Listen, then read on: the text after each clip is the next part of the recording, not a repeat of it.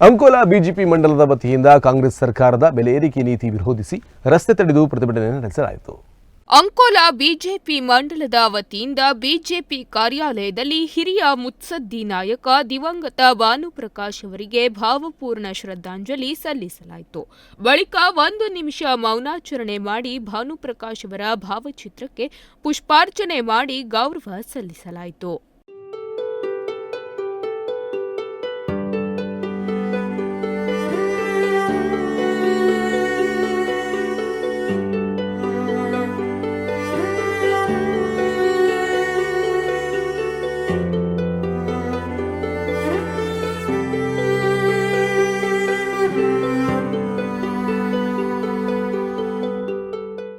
ಬಳಿಕ ರಾಜ್ಯ ಕಾಂಗ್ರೆಸ್ ಸರ್ಕಾರ ಇಂಧನ ಬೆಲೆ ಏರಿಕೆ ಮಾಡಿರುವ ಬಗ್ಗೆ ಹಾಗೂ ಕಳೆದೊಂದು ವರ್ಷದಿಂದ ಅಗತ್ಯ ವಸ್ತುಗಳ ಬೆಲೆ ಏರಿಕೆ ಮತ್ತು ಜನವಿರೋಧಿ ನೀತಿ ಅನುಸರಿಸುತ್ತಿರುವುದನ್ನು ವಿರೋಧಿಸಿ ಬೃಹತ್ ಪ್ರತಿಭಟನೆ ನಡೆಸಲಾಯಿತು.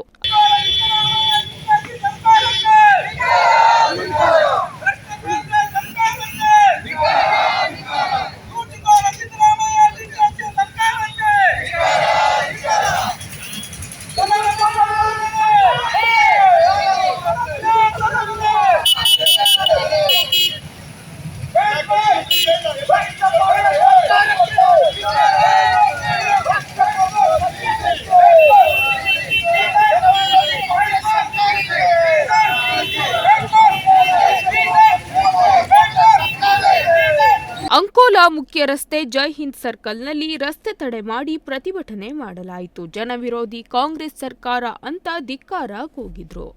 ಪ್ರತಿಭಟನೆಯಲ್ಲಿ ಅಂಕೋಲಾ ಬಿಜೆಪಿ ಮಂಡಲ ಅಧ್ಯಕ್ಷ ಗೋಪಾಲ್ ಕೃಷ್ಣ ವೈದ್ಯ, ಒಬಿಸಿ ಮೋರ್ಚಾ ಜಿಲ್ಲಾಧ್ಯಕ್ಷರಾದ ರಾಜೇಂದ್ರ ನಾಯ್ಕ್, ನಿಕಟಪೂರ್ವ ಮಂಡಲ ಅಧ್ಯಕ್ಷ ಸಂಜಯ್ ನಾಯ್ಕ್, ಮಂಡಲ ಪ್ರಧಾನ ಕಾರ್ಯದರ್ಶಿಗಳಾದ ಶ್ರೀಧರ್ ನಾಯ್ಕ್ ಮತ್ತು ಚಂದ್ರಕಾಂತ್ ನಾಯ್ಕ್ ಸೇರಿದಂತೆ ಬಿಜೆಪಿ ಕಾರ್ಯಕರ್ತರು, ಸಾರ್ವಜನಿಕರು ಪಾಲ್ಗೊಂಡಿದ್ದರು.